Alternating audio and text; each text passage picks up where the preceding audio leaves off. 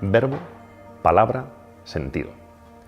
Nuestras narraciones comenzaron oralmente, alrededor del fuego que calentaba la tribu por las noches, y más adelante se trasladaron al papel para posteriormente desarrollarse en otras plataformas o tecnologías capaces de vehicular contenidos narrativos, las historias, desde los viejos pergaminos al videojuego, pasando por el códice, el libro encuadernado, los seriales radiofónicos, el cine analógico y digital, la televisión, en fin, la actual multiplicidad de canales y formatos móviles y todo lo que está por venir.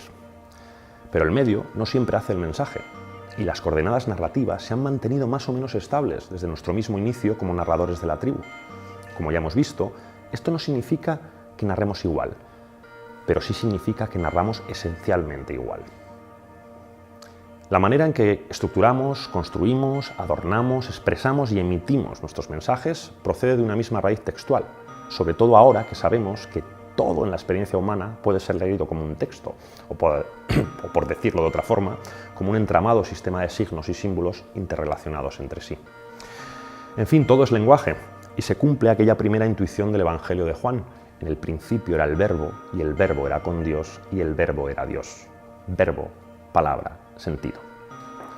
Así que seguimos felizmente atrapados en nuestra naturaleza lingüística, esa que nos permite proyectarnos en saltos trascendentes o religiosos, pero también en la disección analítica y lógica de trayectos fríamente argumentativos.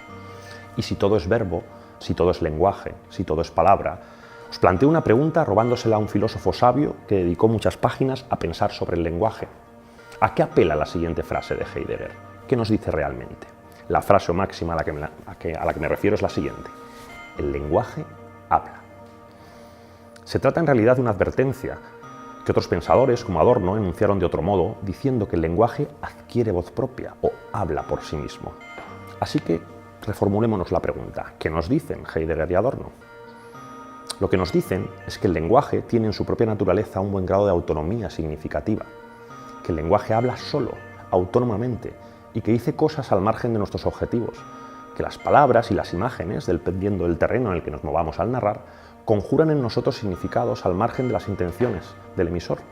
Y por fin, la advertencia más pertinente de todas, que el lenguaje nos expone, pues nuestra mayor o menor habilidad para utilizarlo transfiere información sobre nuestra educación, nuestras capacidades, nuestras lecturas, nuestro background cultural, nuestras carencias.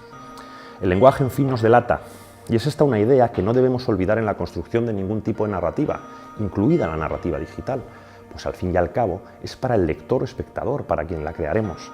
Debemos así controlar lo que el lenguaje dice de nosotros para centrarnos en lo que puede decir de nuestra audiencia, pues es en él, en el espectador, en quien tendremos que estar pensando siempre durante todo el proceso de creación de una narrativa.